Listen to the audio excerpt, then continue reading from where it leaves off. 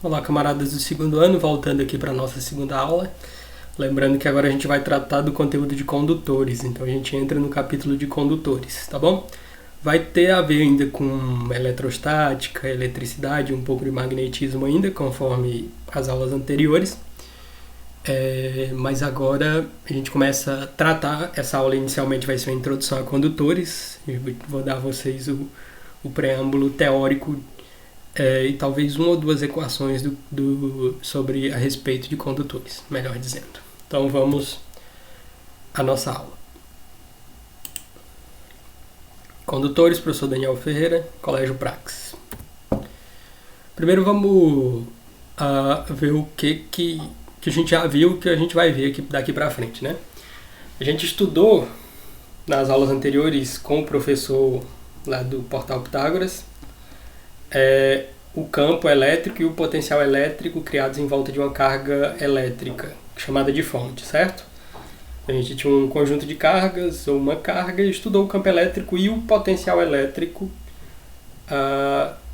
gerado por essa carga. Então a gente viu que o campo está relacionado com a força elétrica, enquanto que o potencial está relacionado com a energia que a carga transmite para uma carga situada à sua volta, a chamada carguinha de prova que a gente faz os testes.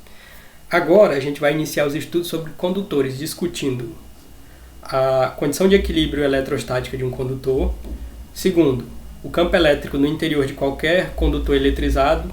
Terceiro, blindagem eletrostática. Daqui para frente, provavelmente numa próxima aula, estudaremos também o potencial elétrico de condutores em equilíbrio eletrostático e a gente vai ver expressões para calcular o campo e o potencial criados por condutores esféricos. A gente vai ver também, tá bom? Essas expressões que são expressões particulares para esses casos.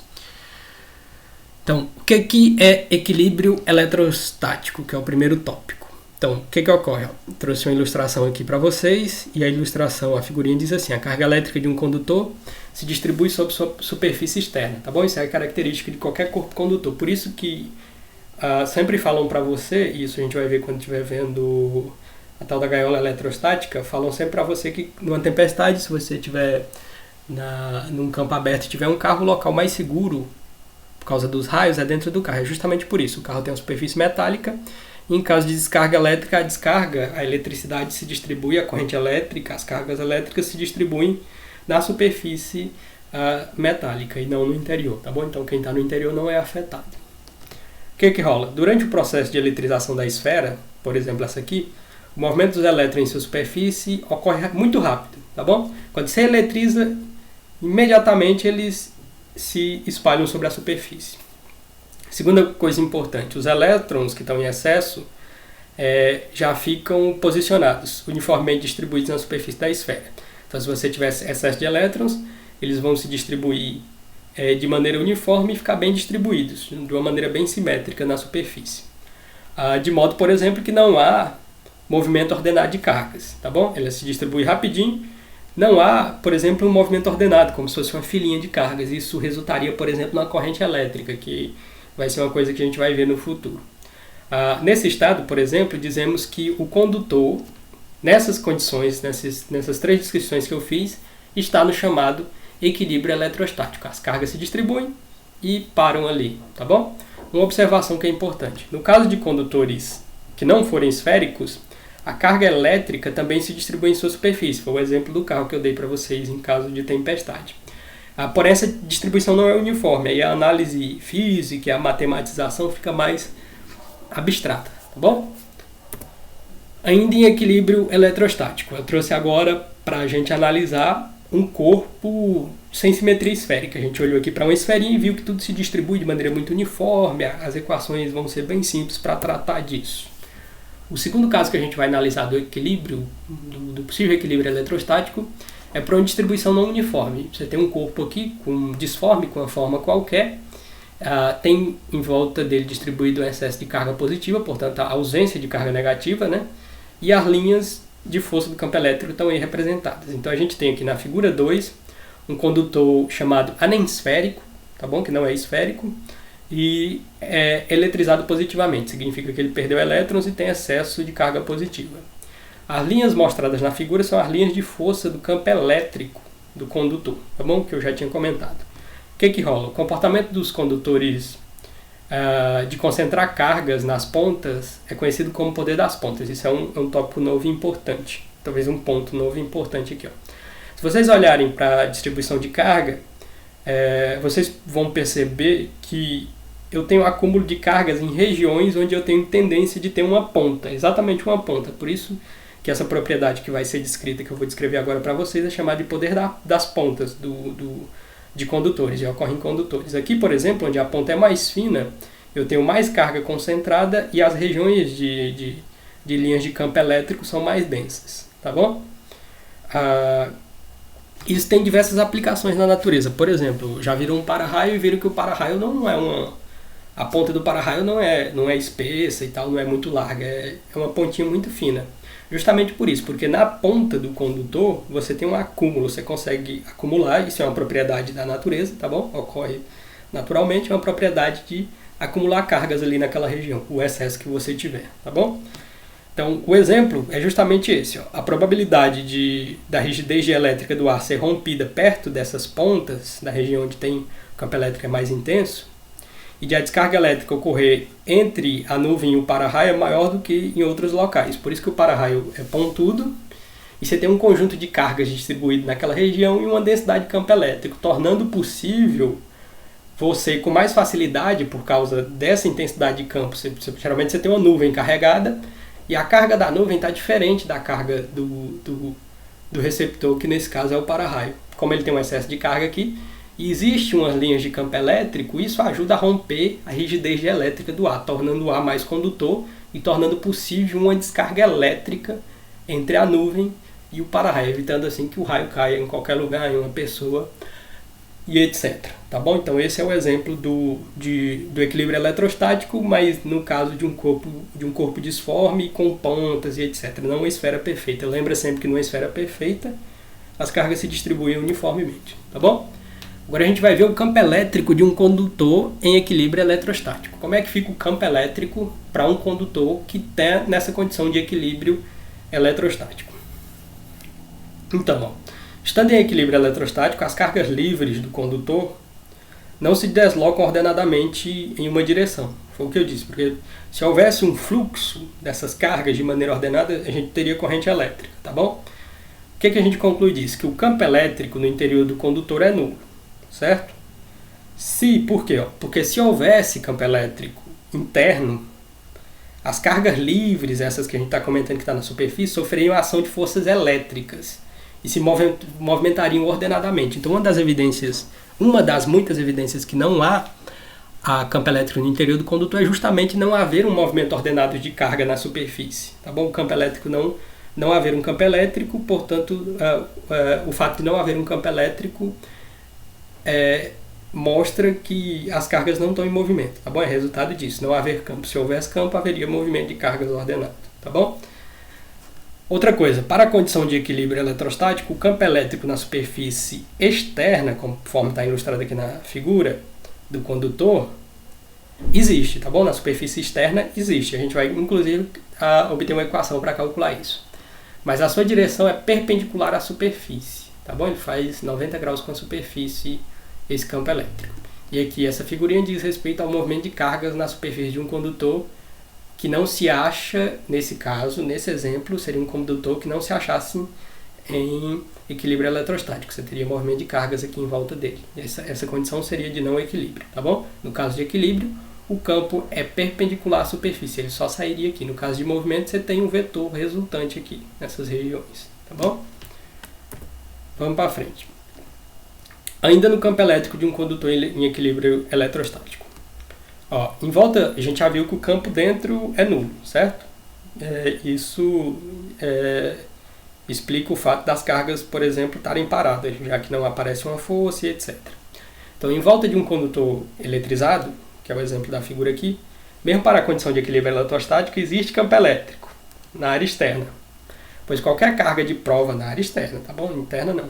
Pois qualquer carga de prova ali colocada experimentará a ação de uma força elétrica exercida pelo condutor. Que tal o exemplozinho do experimento que foi feito? Você tem uma esfera com excesso de carga positiva, que perdeu elétrons, e você coloca duas carguinhas de prova, dois objetos com também excesso de carga positiva. Eles sentirão uma força de repulsão, tá bom? Então essa é a experiência para confirmar a existência de campo elétrico em volta de um condutor eletrizado. Essas esferinhas vão sentir uma força elétrica que não vão se aproximar, elas vão se afastar, ter a tendência de se afastar desse condutor. As setas vermelhas aqui, ó, indicam os sentidos do campo elétrico dessa esfera maior, tá bom? O campo elétrico lembra que de um corpo que está carregado positivamente diverge, e de um corpo que está carregado negativamente converge para aquele objeto, tudo bem? Agora vamos dar uma olhada no campo elétrico de uma esfera eletrizada. Então agora a gente vai aprender a calcular o campo elétrico no exterior de uma esfera que é condutora. A gente já viu que o campo no interior de qualquer condutor em equilíbrio eletrostático é nulo, tá bom? Então a gente vai calcular só ele fora. No caso de uma esfera, pouco importa se ela é maciça, tá bom? Ela pode ser maciça, ela pode ser oca, ou se ela é simplesmente uma casquinha esférica. Pode ter só um ocozinho dentro, com uma certa espessura na borda, como se fosse um piqui sem caroço, se você quiser pensar assim, ou só uma casca esfera que tenha só superfície, como se fosse uma bola, tá bom? Só que metálica. O campo interno vale zero para todas essas condições, a maciça, a oca e a casca esférica. Então, para todas essas geometrias, a carga acha-se uniformemente distribuída na superfície, sempre, tá bom? Isso é um fato da natureza. Como é que eu posso descrever esse campo elétrico? Pela expressão que a gente conhece do campo elétrico. O campo elétrico pode ser escrito como a constante eletrostática, a carga da esfera distribuída, e eu quero saber o campo a uma certa distância, certo? Está explicado aqui o que significa essa equação. O campo elétrico da esfera fora da esfera condutora depende da carga da esfera, de K, que é a constante eletrostática do meio de elétrico onde a esfera está colocada. Geralmente a gente vai considerar que essa esfera está no vácuo, para facilitar as contas, tá bom? Senão a gente precisa descobrir rigidez elétrica da região e etc. O Rzinho é a distância do centro da esfera até o ponto onde se deseja calcular a intensidade desse campo. Então você tem a esfera aqui, seria a distância do centro a qualquer ponto que eu escolho, para calcular quanto vale o campo ali, certo? Observação, em hipótese alguma, a expressão pode ser usada para um R menor que o raio da esfera. O que significaria isso? Um Rzinho menor que o raio da esfera significaria que você estaria olhando dentro da esfera. E dentro da esfera a gente está afirmando que o campo é nulo. Tá bom? Então fica sempre atento com isso. Dentro da esfera o campo vai ser nulo. É isso que significa essa observação aqui. Ainda olhando para o campo elétrico de uma esfera eletrizada. Na figura número 5 aqui, ó, mostra o gráfico do campo elétrico no eixo Y para uma esfera condutora em função do raio dessa esfera, para vocês verem como se comporta o campo elétrico. O que ocorre? De 0 até R, que seria do centro, que é do centro da esfera, até próximo da borda, o campo vale zero. Está zerado o campo aqui. A partir da borda da esfera, pelo lado de fora, quando você começa a analisar, o campo respeita essa equação e cai com o inverso do quadrado da distância. Lembra que o gráfico de 1 sobre x quadrado é algo desse tipo aqui. A gente chama de hipérbole, certo? Você tem essa hipérbole aqui. Ela aparece dos dois lados, mas na análise física só interessa pra gente essa curva aqui, tá bom? Então, ó, a partir do raio da área externa da esfera, eu começo a ter campo elétrico e esse campo elétrico vai diminuindo com a distância. Quanto mais longe da esfera, menor esse campo e ele vai tendendo a zero, tá bom? E quanto mais próximo da borda, mais intenso. Na hora que pula para dentro, pum, o campo zero de uma vez, tá bom? Que é o que está escrito aqui. Observe que o campo no interior é zero, que é essa regiãozinha aqui, de 0 a R, e que o campo externo, a partir de R, obedece à lei do inverso do quadrado da distância, típica para uma carga pontual, que a gente já tinha visto quando estudou a equação do campo elétrico. A figura diz assim, a legenda: campo elétrico de uma esfera condutora em função da distância do seu centro. Tudo bem? Agora a gente vai analisar um probleminha aqui, um exercício resolvido para tentar internalizar essas coisas. Se você voltar no seu livro, eu recomendo que leiam também o livro, o capítulo do texto é muito bom a respeito desse conteúdo de condutores, então leiam lá com atenção, já que vocês vão ter que estar retidos em casa. Aproveita esse tempo para poder ler e etc. e estar estudando, tá bom? Exercício resolvido, vamos analisar a situação, qual seja essa.